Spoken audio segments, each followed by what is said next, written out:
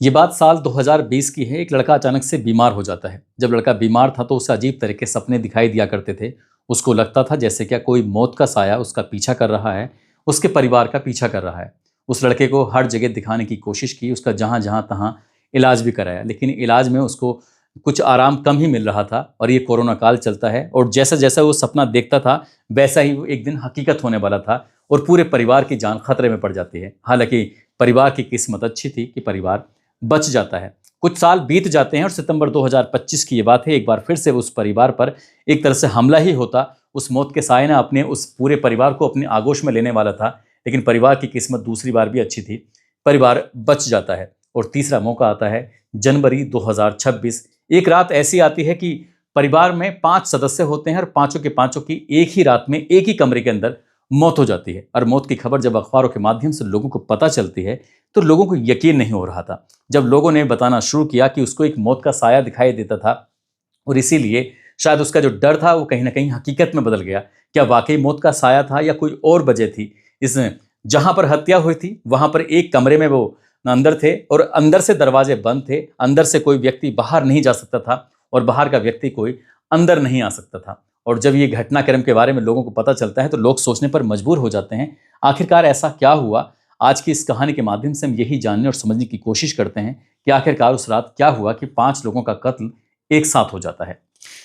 आदाब, नमस्कार, सत श्री अकाल। मैं उस्मान सैफी। आज की जो सच्ची घटना मैं आपको सुनाने जा रहा हूँ, ये सच्ची घटना है उत्तर प्रदेश के सहारनपुर जिले की। सहारनपुर का एक थाना लगता है सरसावा और सरसावा थाना क्षेत्र का एक कॉलोनी है जिसका नाम है कौशिक विहार कॉलोनी। कौशिक विहार कॉलोनी की बात है। 20 जनवरी 2026 की सुबह लगभग 6:30 बजे के आसपास का वक्त हो रहा था। छोटी बहन जिसका नाम मोना होता है, उसने अपनी बड़ी बहन इसी कॉलोनी कौशिक विहार कॉलोनी में रहने वाली जिसका नाम पिंकेश होता है, पिंकेश को फ़ोन करती है। फ़ोन करने के बाद कहती है कि मैंने अपने बड़े भैया को अशोक राठी को कई बार कोशिश की है फ़ोन पर करने की, लेकिन वो उसका फ़ोन नहीं उठ रहा है। क्या तुम जाकर देख सकती हो? जहाँ पर बड़ी बहन रहती है वहीं उससे लगभग 500 मीटर के फासले से उसका भाई भी रहता है अशोक, अपने परिवार के साथ, अपने बच्चों के साथ। जैसी पिंकेश ने ये बात सुनी उसने अपने बेटे प्रीत से कहा, बेटा प्रीत, जाकर अपने मामा के घर जाना और घर जाने के बाद उनसे कह देना कि मौसी बहुत ज़्यादा परेशान हो रही है, तुम्हें कई बार कॉल कर चुकी है लेकिन तुम कॉल क्यों नहीं रिसीव कर रहे हो, जाकर ये मैसेज दे देना, संदेश दे देना। पिंकेश ने जैसे ही अपने बेटे प्रीत से ये बात कही, प्रीत जाता है टहलता हुआ, घूमता हुआ, और जाने के बाद जब दरवाजे पर लगातार नॉक कर रहा था, लगातार आवाज़ लगा रहा था, तो अंदर से कोई आवाज़ नहीं आ रही थी।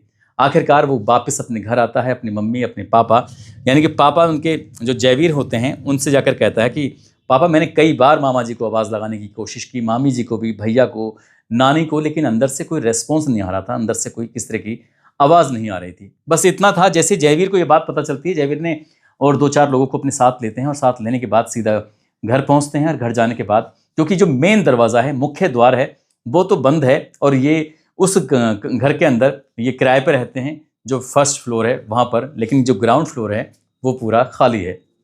आखिरकार उसके अंदर प्रवेश कैसे करें, इसके लिए सीढ़ी की व्यवस्था कराई जाती है। सीढ़ी की व्यवस्था करने के बाद सीधा वो फर्स्ट फ्लोर पर पहुंच जाते हैं और फर्स्ट फ्लोर पहुंचने के बाद देखते क्या हैं, 3 कमरे हैं, 5 दरवाजे हैं और बाकी खिड़कियां हैं। आखिरकार उन्हें खुलवाने की कोशिश कर रहे थे, बार बार नॉक करने की कोशिश कर रहे थे, और जब उन्होंने हर कमरे की उस खिड़की से झांकने की कोशिश की, देखने की कोशिश की कि आखिरकार क्या बात है, क्या नहीं है, कुछ दिख रहा है कि नहीं दिख रहा है, क्योंकि सब के सब दरवाजे वो अंदर से ही बंद थे। आखिरकार एक कमरा जब देखा जाता है तो कमरे के अंदर चारपाई पर 2 लाशें पड़ी हुई हैं और बेड पर 3 लाशें पड़ी हुई हैं।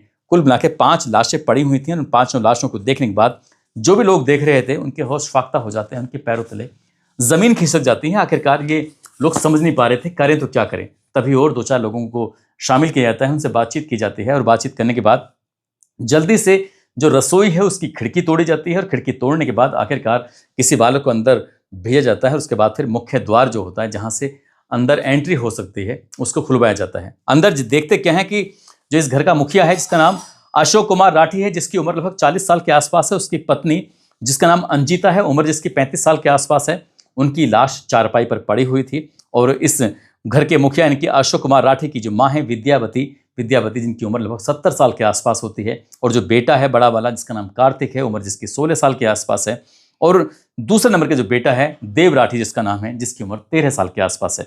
ये पांचों की 5 लाशें, 2 लाशें चारपाई पर पड़ी हैं और 3 लाशें बेड पर पड़ी हैं। बस इतना था। और थोड़ा करीब से जाकर देखने की कोशिश की तो जिसमें अशोक कुमार के अलावा बाकी जो 4 सदस्य होते हैं सभी की या तो माथे पे गोली लगी हुई थी और दूसरी गोली सीने पर लगी हुई थी। लेकिन अशोक कुमार की एक गोली सीने पर लगी हुई थी और दूसरी गोली उनके साइड में कनपट्टी के पास लगी हुई थी। ये हुआ कैसे, कैसे नहीं हुआ है, जब इस घटना क्रम की जानकारी पुलिस को दी जाती है तो पुलिस प्रशासन मौके पर पहुंच जाता है और पहुंचने के बाद फिर इस मामले की जांच पड़ताल में जुट जाता है। जितने भी शव थे, जितनी भी लाशें थी, उनके कब्जे में लिया जाता है और कब्जे में लेने के बाद पोस्टमार्टम के लिए भेजा जाता है। जैसा प्रथम दृष्टया फील हो रहा था, महसूस हो रहा था, ज़्यादातर 5 लाशों पर यानी कि सीने में गोली मारी गई थी और 4 ऐसे सदस्य थे जिनके माथे पे सामने से गोली मारी थी और एक जो मुखिया था अशोक कुमार राठी, जिसकी कनपट्टी पे गोली लगी हुई थी। पुलिस ने जब इस मामले में जानकारी जुटाने की कोशिश की तो पता चलता है कि जो अशोक कुमार राठी है, दरअसल उसकी जो ड्यूटी है नकुड़ तहसील में अमीन संग्रह के पद पर वो तैनात था।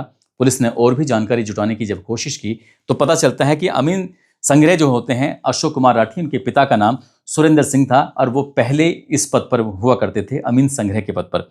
उनका जो गांव होता है नकुड़ तहसील का खारी बांस गांव के वो निवासी होते हैं। करीब 7-8 साल पहले अपने गांव से वो सरसावा कस्बे में आ जाते हैं, कस्बे में आकर रहने लगते हैं। उनको 3 बच्चे होते हैं जिसमें एक बेटा और 2 बेटियां होती हैं। एक बेटा जिसका नाम अशोक राठी होता है, उसकी पत्नी का नाम अंजिता होता है और इसकी जो शादी हुई थी वो यमुनानगर के नंदगढ़ से हुई थी। अशोक के 2 बेटे होते हैं, एक बेटे का नाम कार्तिक होता है और दूसरे बेटे का नाम होता है देव।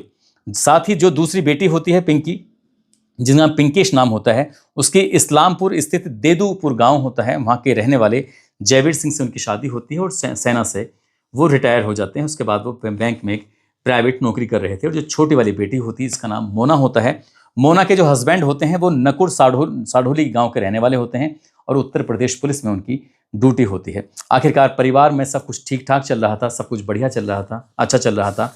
जब सुरेंद्र सिंह रिटायर होने वाले थे, रिटायर होने से ठीक एक दिन पहले उनकी संदिग्ध परिस्थितियों में मौत हो जाती है। और जैसे ही सुरेंद्र सिंह की मौत होती है तो जो उनका बेटा होता है अशोक कुमार राठी, उनको उनकी जगह पर मृतक आश्रित कोटे में नौकरी लग जाती है। और उसके बाद फिर जो बेटा होता है वो पिताजी की तरह शहर में रह रहा था और शुरुआत में उसने लगभग 2 साल तक टीचर कॉलोनी में रहा और टीचर कॉलोनी में उसका खुद का अपना मकान होता है। लेकिन उसने सोचा कि यहाँ से मकान हटाकर कहीं दूसरी जगह मकान बनाते हैं और उसके लिए उसने एक सावन विहार कॉलोनी में बढ़िया अच्छा सा एक मकान बना रहा था।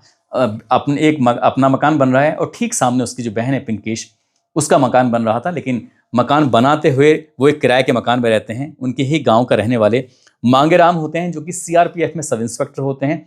उन्हीं के मकान में वो 2nd फ्लोर पर किराए पर रह रहे थे पिछले 2 साल से, कौशिक विहार कॉलोनी के अंदर वहाँ रह रहे थे। सब कुछ ठीक ठाक चल रहा था और जब इनका नया मकान बन के तैयार हो चुका था तो 1 फरवरी 2026 को उस मकान की शुरुआत होनी थी, उद्घाटन होता, गृह प्रवेश होना था। और अंजिता को जब ये बात पता चलती है तो वो अपने मायके 19 जनवरी 2026 को जाती है और अपने मायके वालों को इनवाइट करके आती है, ये कहते हुए कि तुम्हें जब गृह प्रवेश होगा तो आपको ज़रूर आना है। हालांकि जो अशोक राठी होता है और साथ उसकी जो उसकी माँ होती है विद्यावती, वो चाहते थे कि हम लोग गाँव में रहें, गाँव में, क्योंकि उनकी 14 बीघा ज़मीन है, खेती-बाड़ी है और उन्होंने दिसंबर 2025 में एक नई जेसीबी मशीन भी खरीदी थी ताकि उसे किराए पे चलवाएं, उससे भी अच्छी खासी इनकम हो। लेकिन जो उनकी पत्नी होती है अशोक की, अंजिता, वो चाहती थी कि हम लोग शहर में रहें और बच्चे अच्छी खासी जो पढ़ाई करें, पढ़ाई करने के बाद बच्चे अच्छे कुछ हासिल करें। उनके जो बड़ा बेटा है वो 10वीं क्लास में पढ़ रहा है और जो छोटा बेटा है वो 9th क्लास में पढ़ रहा है। दोनों ही बच्चे पढ़ने में होशियार होते हैं। लेकिन ये 19 तारीख की ही रात है। 19 तारीख की रात को 19 और 20 की कुछ ऐसा होता है जिसकी किसी ने कल्पना भी नहीं की थी और इस बात का पता चलता है 20 जनवरी 2026 की सुबह 3:52 के आसपास। और जब 3:52 के आसपास ये पता चलता है, दरअसल उसने अपनी दोनों बहनों को एक साथ वॉइस मैसेज भेजे थे व्हाट्सएप पर और वो 2-3 मैसेज में भेजने का सिर्फ उसका मकसद ये था, उद्देश्य ये था, बताना चाहता कि बहन मैं तुमसे माफ़ी मांगना चाहता हूँ, मुझसे बहुत बड़ी गलती हो गई है। उसने दरअसल मैसेज के माध्यम से बता दिया था कि उसने अपनी माँ की भी हत्या कर दी है, उसने अपनी पत्नी की भी हत्या कर दी है, उसने अपनी दोनों बच्चों की भी हत्या कर दी है। वो कहता है कि अगर मैं अगर अकेला चला गया तो इन परिवार का, मेरे बच्चों का, इनका क्या होगा, इनकी कोई गलती नहीं है, लेकिन बस ये है कि मेरे जाने के बाद इनकी स्थिति बहुत ज़्यादा ख़राब हो जाएगी, ये जो तो बहुत ज़्यादा परेशान हो जाएंगे, इसलिए मैं इनको ख़त्म कर चुका हूँ और अपनी जीवन लीला ख़त्म करने की ओर जा रहा हूँ। लेकिन ये सुबह का वक्त था, 3:52 के आसपास बहनों के पास मैसेज पहुंचा था। अगर बहनों उस वक्त बहन जाग रही होती या उन्हें पता चल जाता तो शायद वो बचाने की कोशिश करते, लेकिन तब तक उन्हें शायद इन्हें एहसास नहीं था कि ऐसा कोई मैसेज आया है। और जब मैसेज आया था तो सुबह हो चुकी थी, लगभग 6:30 बजे के आसपास। सबसे पहले इस मैसेज पर नज़र मोना की पड़ती है। मोना ने अपनी बड़ी बहन पिंकेश को फ़ोन किया कि मैंने कई बार कोशिश की है भैया से बातचीत करने की, लेकिन भैया से बातचीत हो नहीं पा रही है, आखिरकार मैं करूँ तो क्या करूँ। तभी पिंकेश ने अपने बेटे को भेजा, वहाँ जाकर देखा। देखने के बाद पता चलता है कि वहाँ जब दरवाज़ा खोला जाता है तो 3 पिस्टल भी मिलती हैं, और 3 पिस्टल मिलने के साथ साथ वहाँ पर नशीली कुछ गोलियाँ भी मिली थीं। और वो नशीली जो गोलियाँ थीं, ऐसा लग रहा था, पुलिस की जांच में आता है कि जो वाटर प्यूरीफायर लगा हुआ था, वाटर प्यूरीफायर के अंदर वो नशीली गोलियाँ मिलाई थीं। परिवार के ज़्यादातर लोगों ने वो पानी पिया था और उस पानी को पीने की वजह से वो नींद के नशे में थे। और जब घर के दरवाजे चारों तरफ से बंद कर ली जाती हैं, खिड़कियाँ बंद कर ली जाती हैं, तब अशोक कुमार राठी ने अपनी पत्नी को, अपनी माँ को, अपने उन दोनों बेटों को उनके माथे में और साथ ही उनके सीने पर एक-एक गोलियां मारी। और अंत में जो जब उसने अपनी बहन को मैसेज भेजा था, मैसेज भेजने के बाद फिर उसने अपनी भी जीवन लीला को समाप्त कर लिया। एक साथ 5 लोगों की मौत होना ये अपना आप में बहुत बड़ी बात हो जाती है।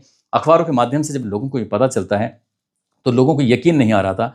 कुछ दोस्तों के माध्यम से दैनिक भास्कर की रिपोर्ट की अगर बात करें तो ये पता चलता है कि उसको एक अजीब सा सपना दिखाई देता था। उसको लगता था कि मौत का साया उसके परिवार का पीछा कर रहा है। वो हमेशा डरा रहता था। जब भी सोने की बात आती थी, भले ही चाहे उस घर में 3 कमरे थे, भले ही चाहे वो बड़ा घर बन रहा था, लेकिन सोते थे एक ही कमरे में। आखिरकार जब उनकी बॉडी मिलती है तब बॉडी भी एक ही कमरे के अंदर मौजूद थी।